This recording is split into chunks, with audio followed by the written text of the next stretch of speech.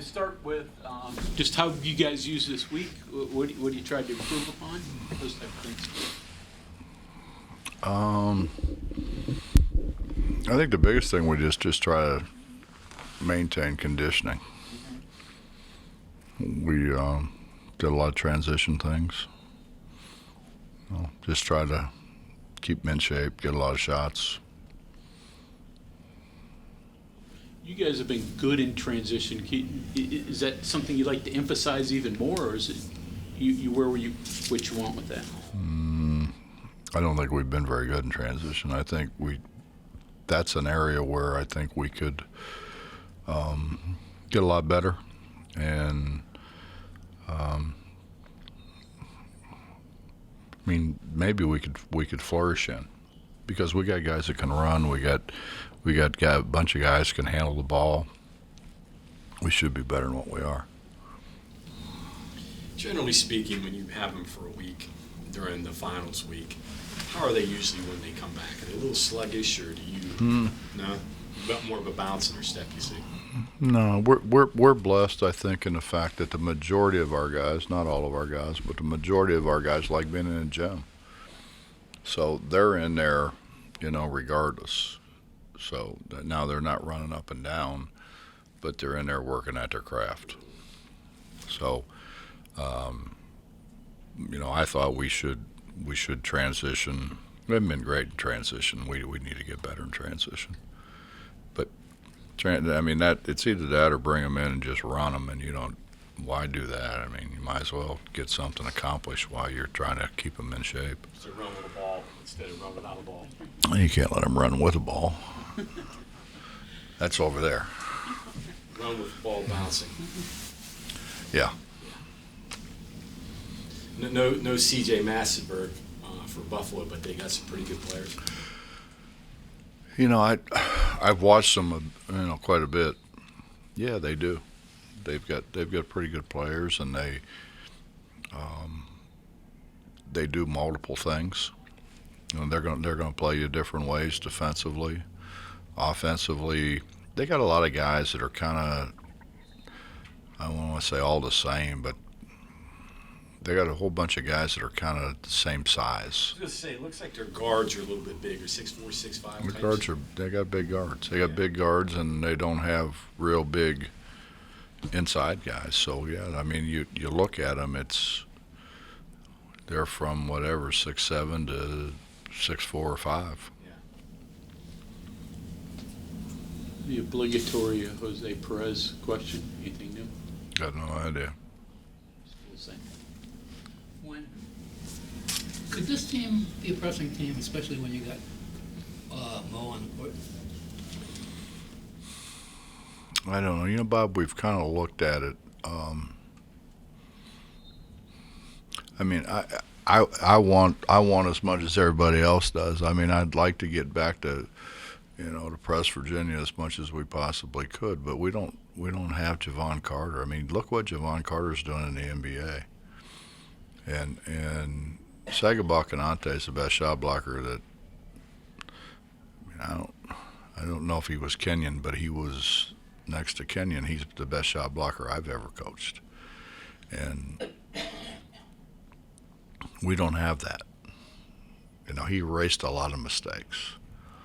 If you go back and look at some of those games, I mean, it wasn't our press as much as it was what he did at the end of it, and we don't have that. So to press, you need a rim protector.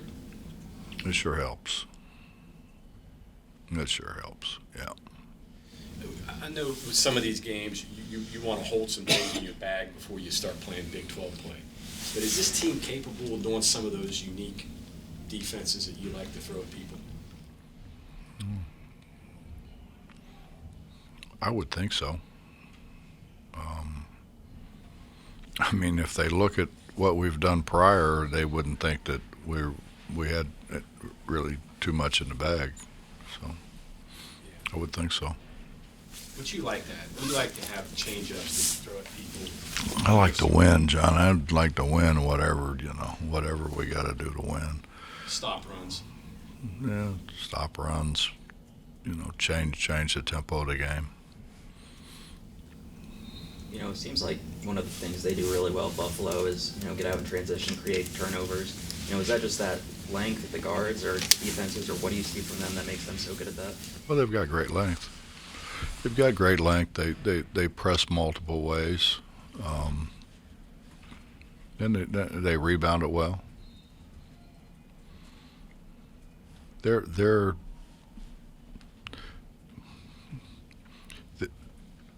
I think they're if you talk about like whatever mid-major, whatever. I think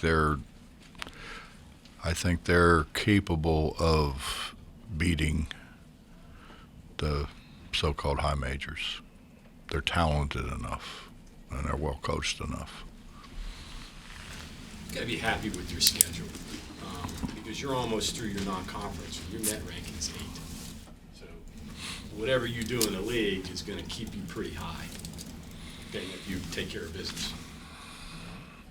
Well, I think that was the plan going in. Sometimes it doesn't work out that way. No, a lot of times it doesn't work out that way. But, yeah, we felt like if we knew we were going to play people in a PK3, and so you kind of got that in the bag, and then we tried to schedule non-conference. It's hard, man. It's become harder and harder, I think, with the advent of all those. It used to be you had a couple of these tournaments. Now they're everywhere, and so you're not. Your schedule is a lot harder to make because of all the opportunities that people have to go play places. They just had a game in, was it South Dakota? South Dakota, where they paid them each player what? $8,000 a player just to come and play. When you got things like that going on, the teams that maybe you would play that might on paper at least be a great team for the numbers, when people start crunching all the numbers, but a team that realistically could beat you, then you're paying them $8,000. That's a little more motivation, probably. Hell, I would have gone up there for $8,000. I bet you would have. But Might even set a screen. Probably you might. I don't know if you'd done that. That might be a stretch. The net of it is you're seeing more good games than you did maybe 10 years ago. There are more good matchups. There are more games for people to watch now, at least in my opinion. Well, I think what, and again, I was on the committee with a whole bunch of other coaches, and I didn't. It's not like I had any influence, but I was on with a whole bunch of other coaches, and Mike Sly ran it. Mike did an unbelievable job. God bless his soul, but he did an unbelievable job of like holding this whole thing together to where a whole bunch of coaches could agree on, okay, if we're going to do this, then we need to do this. If we're going to say, okay, we're going to use a Segrin, then we need to be able to use, to put everything together. And I think it's made things more fair, probably. We'll flip it around. Let's say you were starting at Akron today. You wouldn't have to beg Denny Crum to play a game or whoever. There's a little bit more of an opportunity for you to play the good people than you could when you started, because of the ratings, because of the net, because there's value in beating teams.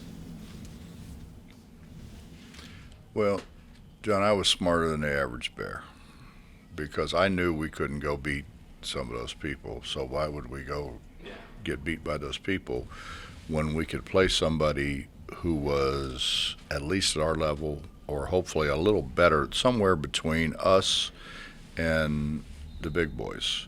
So if you go back and look at who I scheduled, and I played people like everybody's like, why would you play them?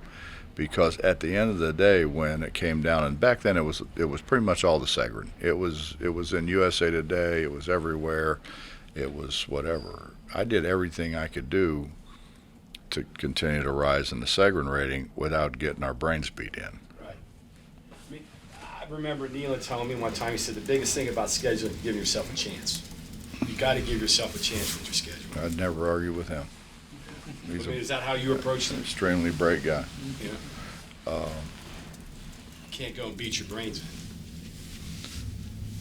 in. No, I mean, I think here, I think where we are at the Power 5 thing, I mean, we're not going to run from anybody. And I think that's how most people, Power 5 people look at things. But when you're that notch below, you got to be careful. You can beat yourself to death. Bob, you haven't gotten into Big 12 play yet, but I'm sure you've just looked at the league overall. Is good as always, better? What are your thoughts when you're starting to peek ahead? How do you tell? We have people who play, really good people. We have people in our league who don't play such good people. How do you tell? Until we start playing each other, I don't know how you tell. Is some of the people that maybe haven't scheduled who some other people have scheduled at this point may have as good a schedule, but they haven't played who these other people have played. So until it all evens out, how do you know? When it all evens out, it's an entirely different deal. Coach, going back to Buffalo, like you said, they're a mid-major, but they could probably knock off most of the teams in the country. I didn't say most, but Some good number of the teams in the country. Over the last decade, they've had 4 coaches, but they've still maintained a lot of success. Can you pinpoint where that success comes from? they've obviously had really good coaches. I think when you look at, I mean, you say they've had 4 coaches, but they've had 4 coaches that have moved on to high major programs, which means they're pretty good. You know, athletic directors, believe it or not, they sit and they look at that stuff and they're like, oh, this guy's won here and he's done this and he beat so-and-so, and so they hire him if they don't use one of the whatever, those people that think they know what they're doing. So yeah, I mean, they're good. They're it's a good program. I mean, they're in a great area. Buffalo's a great area. When you look at the players that they can get from not really all that far away, it's quality basketball there. Not far from Toronto. They can dip into Canada. Buffalo's really a good basketball town. And I recruited a couple guys from Buffalo when I was at Cincinnati, and they were good. They had great careers for us. What do you know about Coach Whitesell? Have you ever had any interaction with him? Briefly. I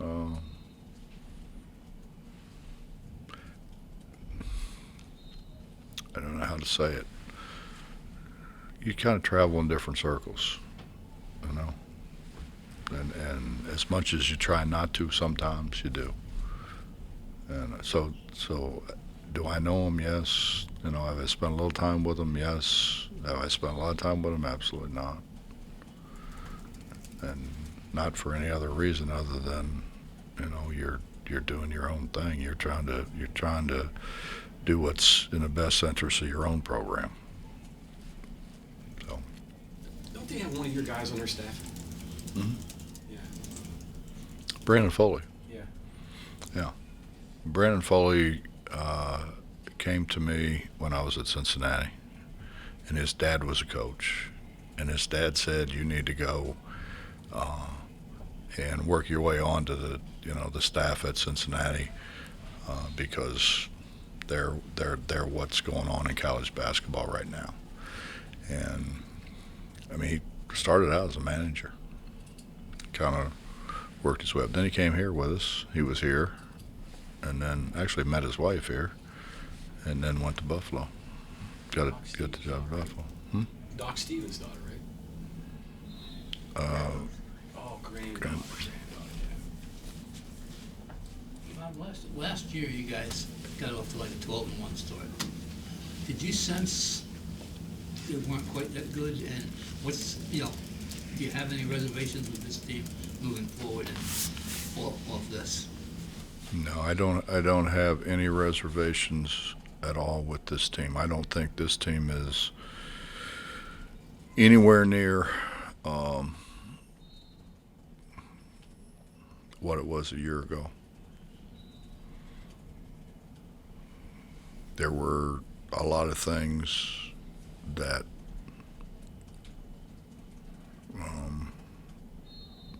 when you look back at it, if you look back at it and you look at what happened, we were in position to win a whole lot of big games, and we didn't.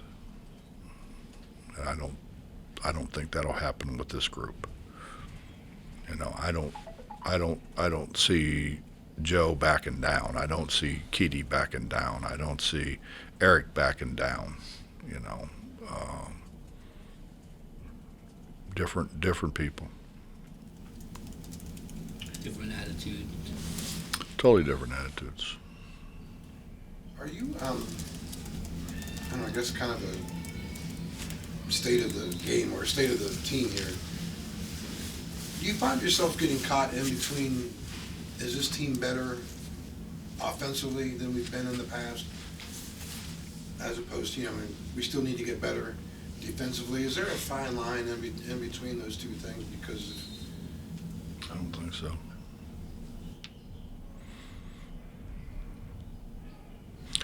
I mean, you want to do some kind of study. Go back and look at our last probably 10 games a year ago. And I don't think that'll ever happen with this group. I think this group really wants to win. I think they've got something to prove. I think putting on a uniform means a hell of a lot to them. is that, obviously that wouldn't translate into better offense, but I mean, this team is better offensively, right? I guess I'm wondering how much better offensively this team has been. I don't think that was our issue. Sean O'Neill's still doing what he did here at Ohio State. Tad Sherman scored the ball. We don't really have anybody like Gabe.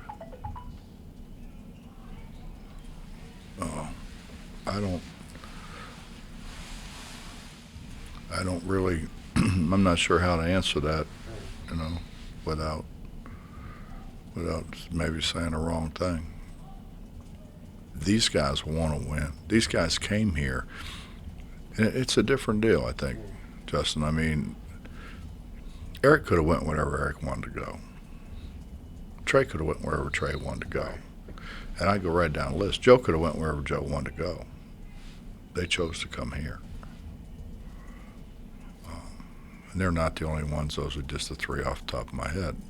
But the guys that we have here want to be here. And I'm sure they all have different reasons. Emmett wanted to come back. Right. So, I mean, if you really, you kind of sit and analyze it, we got a whole bunch of guys who really generally want to be here. I don't think we had that a year ago. I think now we have guys who really sincerely want to be here. So it's a competitive spirit, kind of? I don't know. That's your words, man. I'm not a word guy. I'm just I don't know. I don't know if that's what it is. I know they want to be here. I know they enjoy being here. And really, almost for the most part, they sought us out as much as we sought them out.